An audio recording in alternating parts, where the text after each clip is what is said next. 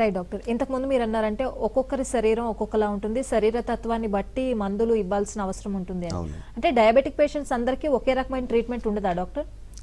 Diabetes యొక్క లక్షణాలు అందరిలో ఇంచుమించుగా ఒకే మాదిరి కనిపిస్తాయి. బట్ అందులో కూడా కొన్ని లక్షణాలు కొంతమందిలో ఎక్కువ కనిపిస్తాయి, తక్కువ కనిపిస్తాయి, కొన్ని కనిపించవు. అదే మాదిరిగా బాడీ యొక్క నేచర్ కూడా ప్రతి మనిషికి మారిపోతుందండి. సో మెంటాలిటీ దగ్గర నుంచి కానీ, ఫిజికల్ కండిషన్స్ దగ్గర నుంచి కానీ అన్నీ కూడాను చేంజెస్ ఉంటాయి. సో డయాబెటీస్కి మెంటల్ స్ట్రెస్ కారణం అని చెప్తాం చాలా వరకు. కానీ ఆ స్ట్రెస్లో ఏ రకమైన స్ట్రెస్ అనేది మనిషికి మళ్ళీ వేరియేషన్ అనేది ఉంటుంది. వీటన్నిటిని ఆధారంగా చేసుకొని ఇండివిజువలైజ్డ్ ట్రీట్మెంట్ అనేది హోమియోలో ఇస్తామన్నమాట. దాన్నే మనం కాన్స్టిట్యూషనల్ ట్రీట్మెంట్ అంటాం. అంటే కంప్లీట్ బాడీ యొక్క నేచర్ని అన్ని రకాలుగా అర్థం చేసుకొని బాడీ యొక్క కండిషన్ బట్టి దానికి డిసీజ్ యొక్క సిమ్టమ్స్ కూడా తోడుగా పెట్టుకొని అప్పుడు మెడిసిన్స్ అనేవి ఇవ్వడం చేస్తామండి. సో ఈ విధమైన విధానంలో మందులు ఇవ్వడం వల్ల ఆ బాడీ యొక్క రెసిస్టెన్స్ అనేది ఇంప్రూవ్ అవుతుంది, అలాగే ఇమ్యూన్ లెవెల్స్ అనేవి ఇంప్రూవ్ అవుతాయి.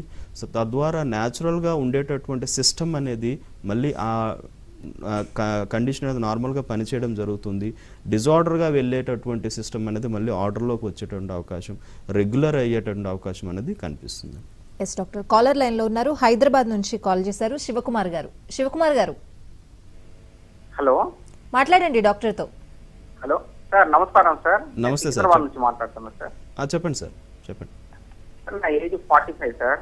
ఓకే సార్ ఈ మధ్యలో 10 days నుంచి సార్ కాళ్ళ నొప్పులు సార్, ప్లస్ కళ్ళు కూడా మబ్బులు పడుతున్నాయి సార్. ఓకే.